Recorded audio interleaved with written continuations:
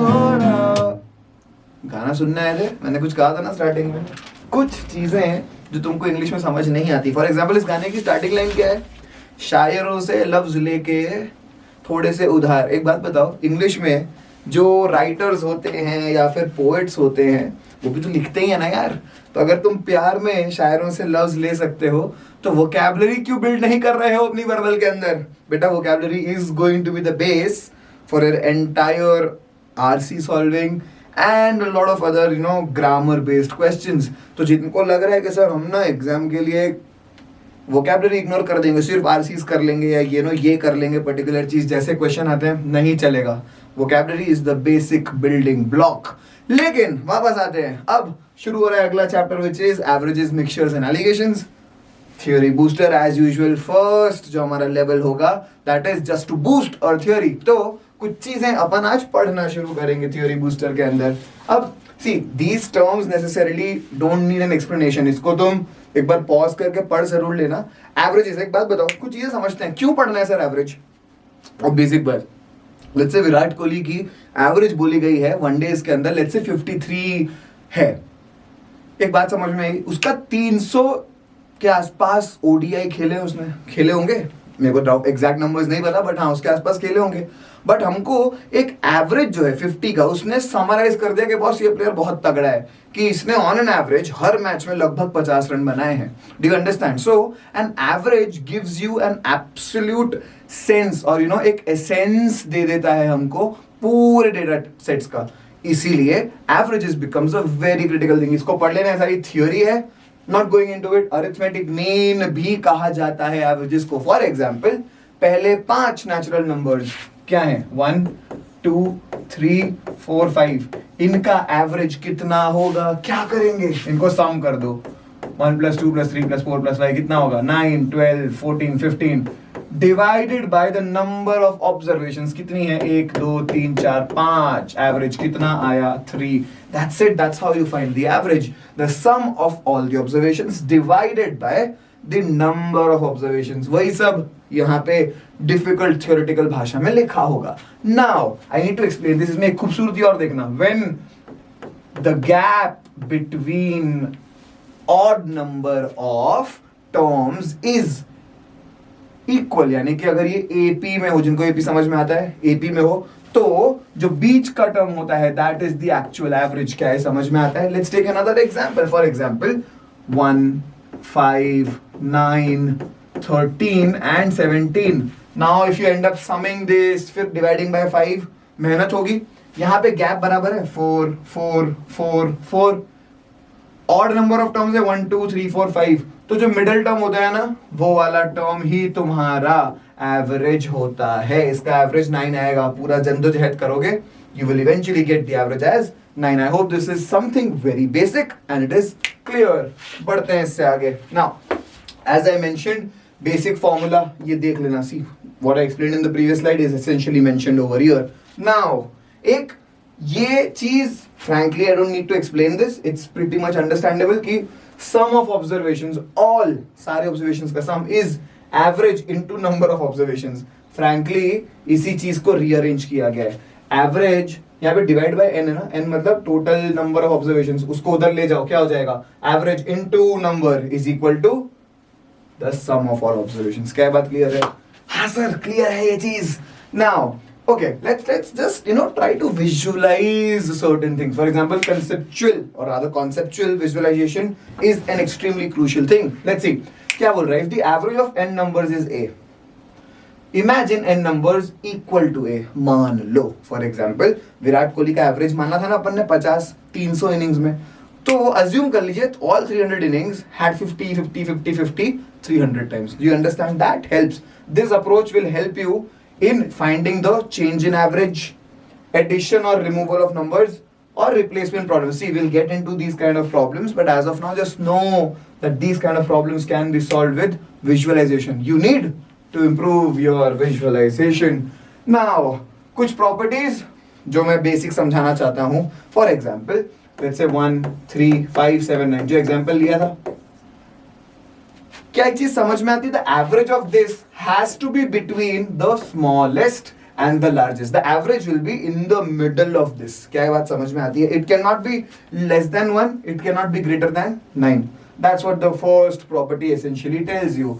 उसकी रट्टू भाषा अगर पढ़नी हो तो पढ़ सकते हो. Second क्या बोलती है? Sum of values above average is equal to sum of values below average when we consider deviation.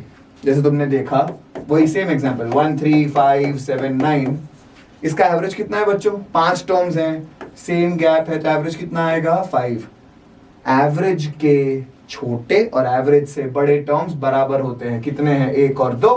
इधर 1 और 2. Do you understand this? Simple, आसान, सभ्य भाषा में.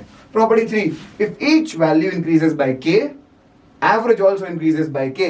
If each value decreases by k, average also decreases by k. कुछ नहीं, इतना भाषा में मत जाओ. Let's say, what is the sum of this? 9 plus 7, 16, 21, 24, 25. Yes, 24 divided by total number of observations is 5. What is the average? 5. Now, what this property essentially says is, अगर हर एक term में हम let's say plus 1 plus 1 plus 1 कर दें, right? So कितने plus 1 हो गए? 1, 2, 3, 4, 5. 5 और ऐड हो जाएगा इस 25 में. 25 plus 5 is 30. 30 divided by 5 observations is 6. Average 6 हो गया. So if each term has an increase of plus 1 or plus k whatever, the average also increases by plus k. यहाँ पे 1 का increase किया था तो average भी 1 से increase हो गया. Is that clear? Second, if all the terms are multiplied by k, all the terms, then the average also will be multiplied by k. Simple, addition subtraction होगा तो same चीज multiplication और division के अंदर भी होगी. बहुत बेसिक चीजें समझा रहा हूँ. ये अभी ऐसा लगेगा कि हाँ सर ये तो क्या है, क्वेश्चंस के अंदर थोड़ी सी मृत्यु आ जाती है कुछ लोगों को. Now this I think is not necessary right now. ये समझ जाओगे तुम धीरे धीरे, मैं क्वेश्चंस के साथ ही समझाऊंगा. नाउ एडिशन और removal of a new observation, I think ये भी ना देखो अजीब सा लग रहा है देखने में. Frankly, I don't want you to teach this. Or rather, I don't want to teach this to you. The point being, this looks very difficult, but when you do it in questions, logically, rectification नहीं, अपने आप solve हो जाएगा सब. Just hold on to those questions. Okay. Now, इसको ignore कर सकते हो तुम बहुत प्रेम से. Okay. Average speed is important. Special cases देखेंगे. पहले तो average speed होगा क्या? Total distance traveled by total time, basic. Now there are two cases. Let's say distances are equal. इसका अपन बहुत साधारण सा एग्जांपल लेंगे. Let's say someone tells you 50 kilometer I traveled at 25 kmph, okay, or rather let's say 20 kmph, and 50 kilometers I traveled at 40 kmph, okay. Average speed कितनी होगी? Sir 30 है ना? लग रहा है? चेक करना, थोड़ी देर में समझ में आएगा कि नहीं ये गलत है. When the distances are equal, एक हार्मोनिक मीन नाम की चीज पैदा की जाती है. मैं क्वेश्चन के अंदर समझाऊंगा, अभी बस समझ लो. For equal distances there is harmonic mean. Okay, कहने का मतलब या समझा ही देता हूं. चलो, what is an AP? AP मतलब that there are terms with a common difference. Common difference कितना है बच्चा? 2 2 2. यस और नो? हार्मोनिक मीन क्या होता है? If the reciprocal of certain terms are in AP. For example, let's say this 1/2, 1/3, 1/4, 1/5. इनके reciprocals what will they be? 2, 3, 4, 5. क्या ये AP में है? Yes. So any series whose reciprocals are in AP are called, or rather said that they will be in a harmonic progression. Now ये यहां पे क्या हो रहा है जब इक्वल डिस्टेंस है? Let's say I will erase this for now. If speeds are s1 and s2, average speed becomes 2s1 s2 upon s1 plus s2. Sir ये क्या है? ये कहां से आ गया? समझाता हूं. जब भी हार्मोनिक मीन निकालते हैं, let's say there is a term 1/a and 1/b, इनका हार्मोनिक मीन क्या होगा? 2ab upon a plus b. This is a derivation from here. बहुत आसान है, मैं समझा दूंगा बाद में. अगर there are 3, let's say 1/a plus 1/b plus 1/c, then the harmonic mean would be 3abc upon ab plus bc plus ca. These are certain deductions that you need to remember. ये याद होने चाहिए, इसका काम काफी आएगा.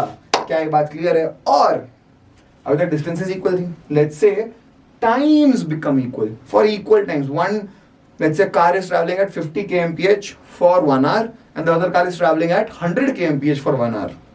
समझ में आ रहा है? तो एवरेज स्पीड कितना होगा? सिंपल. तब एवरेज स्पीड बहुत बेसिक अरिथमेटिक मीन, दोनों स्पीड्स को डिवाइडेड बाय 2 कर दो सम करने के बाद. समझ में आ रहा है? मतलब 50 प्लस 100 150 डिवाइड बाय 2 75. क्या बात समझ में आती है? बेसिक, आसान, बढ़ सकते हैं इससे आगे ऐसा मुझे लगता है. Now this is the chapter which apparently कुछ लोगों को टफ भी लगता है कभी कभी, लेकिन मजे भी आ जाते हैं. ऐसे हो जाता है, हो जाएगा. मिक्सचर्स, एलिगेशंस, कुछ इंट्रोडक्शन देखते हैं. What is a mixture? Do I really need to tell you? If something is made up of 2 or more things it is termed as a mixture. Components में डिफर, प्राइस अलग है उनके, concentration अलग हो, या purity, essentially purity भी quality होता है, उस rather कॉन्सेंट्रेशन ही होता है. क्या चीज क्लियर है अभी तक? Basic. Now alligation is, sir alligation alligator का भाई है क्या? न, rubbish. Alligation is a tool, a mathematical tool which will ease your life. हम क्वेश्चन देखेंगे, अपने आप समझ में आएगा. अभी सिर्फ इतना समझ लो, it is used to find ratio of mixing two things, या फिर इक्वेशन में नहीं जाना पड़ता. एक सिंपल सा ऐसा गर्व मूवी देखिए सलमान खान की, ऐसा कुछ कर दोगे तो आंसर जल्दी से आ जाता है. Anyway, now let's move on. एक एग्जाम्पल के साथ मैं इस थ्योरी बूस्टर को एंड करूंगा जो तुम बहुत प्रेम से कर पाओगे. In what ratio should you mix 2 varieties of sugar, one costing 12 per kg and the other costing 20 per kg, so as to get a mixture at an average price of 15 per kg. मतलब ऐसे लिख दो, first वाले का कितना costing है? 12 per kg. Second वाले का costing 20 per kg. Now we are going to use allocations. We want the average price to be 15. Write it in between. कितना चाहिए? Allocation लगा दो, जो बताया ना, ये और ये. Subtract this. 20 minus 15 is 5. 15 minus 12 is 3. So they have to mix the two quantities in the ratio of 5:3. तब जाकर के तुम्हें 15 का एवरेज प्राइस मिल जाएगा. वरना you can use the concept of weighted averages. मतलब समझाता हूं, वेटेड एवरेजेस क्या बोलता है कि लेट्स से 12 रुपी वाले का A kgs लिया हमने, प्लस 20 रुपीज वाले का B kgs लिया हमने. ये हो गया टोटल वेट. समझ में आता है? 12 वाला 12 रुपीज पर KG into number of KGs. ये हो गया 20 रुपीज पर KG into number of KGs upon A plus B मतलब क्या है? A और B क्या माना था हमने? ये प्राइस था और ये यूनिट से. तो total value divide by total unit से हमें एवरेज प्राइस दे देगा. ये हमें दिया हुआ है 15. Now when you solve this, cross multiply, 12a plus 20b is equal to 15a plus 15b.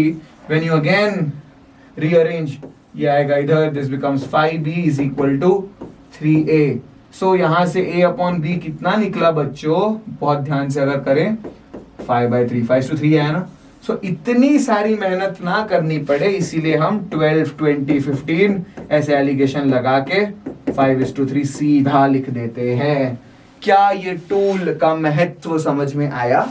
अगर आ गया तो एलिगेशन आगे से यूज करने लगोगे कि तुम्हारी जिंदगी आसान करेगा. With this we are going to end this lecture. अगर आगे कोई स्लाइड नहीं है, जो कि नहीं है, अब इसके ऊपर अपन कुछ सवाल उठाएंगे. थ्योरी काफी बेसिक थी, बहुत बेसिक चीजें समझाई हैं. क्वेश्चंस धीरे धीरे थोड़े से अपस्किल होते जाएंगे. 80 परसेंटाइल, 90, 95 और 99. पता है तुमको 5 एपिसोड की सीरीज ऐसी होती है. जिन्होंने भी व्हाट्सएप और टेलीग्राम और इंस्टाग्राम अपना ज्वाइन नहीं करा है, कर लो. क्यों सर? क्योंकि इसके जो एनोटेशंस हैं, जो लिखा हुआ है सब, इसकी पूरी पीडीएफ वहां पर डाली जाती है. नहीं रहोगे तो नहीं मिलेगा. सर यूट्यूब सब्सक्राइब कर ले आपका, तो बेटा वो तो सब्सक्राइब होना ही चाहिए. अगर नहीं है फिर भी देख रहे हो, लालच है फिर तुम पे. चलो एनीवे, इसी बात पर पढ़ते रहो, मजे करो. Good night.